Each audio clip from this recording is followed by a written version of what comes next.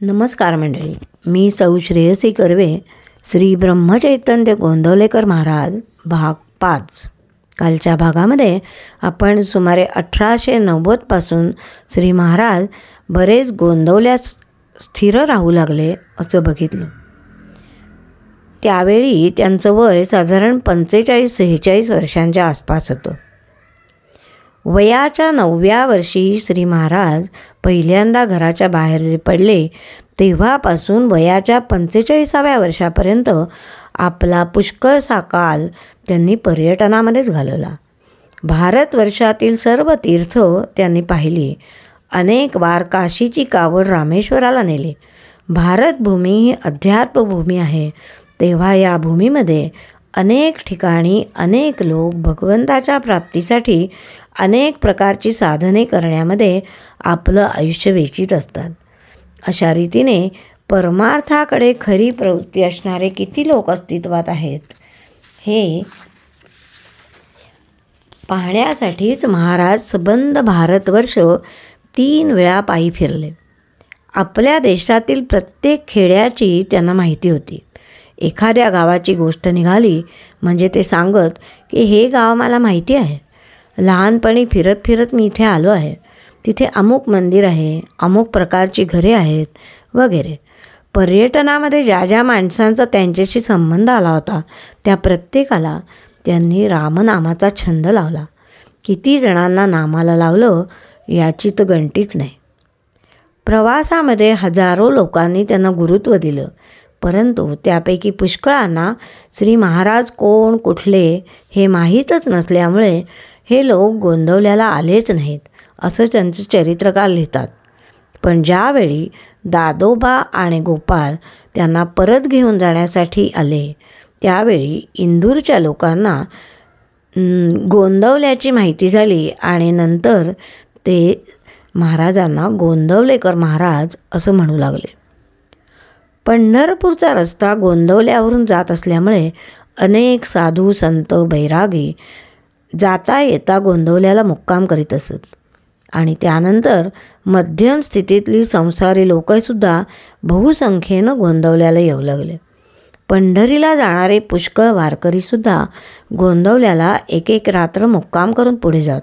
हे लोक पहिल्यांदा मारुती मंदिरात राहत, परंतु महाराज गोंदवलेला राहू लागल्यापासून ही मंडळी आपल्या बायका मुलांसकट त्यांच्या दर्शनाला येत आणि मुक्कामालाही येऊ लागले. तेव्हा महाराजांच्या घरातली जागाही अपुरी पडू लागली. शिवाय आणि या सेवेसाठी येणाऱ्या लोकांना उपासनेचं केंद्रही आवश्यक होतं असं महाराजांना आता वाटू लागलं. अगदी बाळपणापासूनच श्रीरामांच्या चरणी महाराजांची वृत्ती इतकी तन्मय झालेली होती की जगतामध्ये घडणारी प्रत्येक गोष्ट ही श्रीरामांच्या इच्छेनेच घडते असं अक्षरशः रात्रंदिवस ते घोकत असत.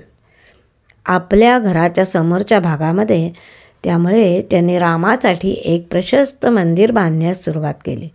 मंदिराचा नकाशासुद्धा स्वतःच तयार केला आणि मंदिराच्या बांधकामाच्या कामी गावातलेच गवंडी सुतार योजले. मंदिर बांधण्यास आरंभ झाल्यानंतर लोक त्यांना मूर्तीविषयी विचारित, तेव्हा स्वारी उत्तर देई की आपण ज्यांचं मंदिर बांधत आहोत तो आपणहूनच येईल. हे मंदिराचं बांधकाम चालू असताना जवळच्या तडवळे या गावी कुलकर्णी म्हणून मोठे श्रीमंत भाविक गृहस्थ होते. त्यांच्या मनामध्ये रामाचं मंदिर बांधायचं होतं, परंतु त्यांनी राम लक्ष्मण सीतेच्या मूर्तीसुद्धा तयार करून घेतल्या आणि आपल्या घरी आणून ठेवल्या. मोठा सुंदर वाडा बांधला, परंतु दुर्दैवाने एके दिवशी आग लागून तो सगळा वाडा भस्मसात झाला आगीमध्ये. मूर्तींना पण थोडीशी झळ लागली. काही दिवसांनी कुलकर्ण्यांच्या स्वप्नामध्ये लागोपाठ 3 दिवस ही करवून आणलेली रामाची मूर्ती येई आणि त्यांना सांगे की मला आता तू इथे किती दिवस कोंडून ठेवणार, मला गोंदवल्यास ब्रह्मचैतन्यांकडे नेऊन दे. त्याच सुमारास त्यांना गोंदवल्यास श्री महाराज मंदिर बांधत आहेत असं कळलं. त्यामुळे त्यांनी 3ही मूर्ती महाराजांना आणून दिल्या.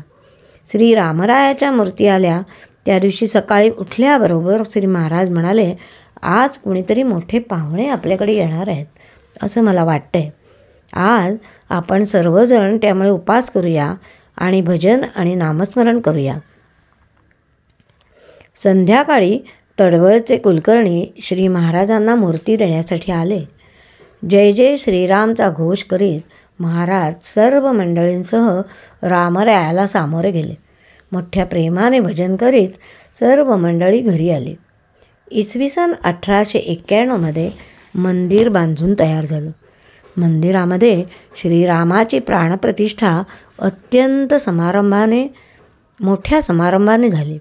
आठवडाभर चाललेल्या समारंभाच्या शेवटच्या दिवशी महाराज भजनासाठी उभे राहिले. अश्रूंनी डबडबलेल्या डोळ्यांनी त्यांनी श्रीरामरायाच्या मुखाकडे पाहिलं आणि श्रीरामचंद्रा करुणा समुद्रा ध्यातो तुझी राजस योग मुद्रा असे 2 चरण त्यांनी म्हणले आणि इतक्यात त्यांच्या ओंजळीमध्ये रामरायाच्या गळ्यामधली सुंदर गुलाबाची फुलं येऊन पडली.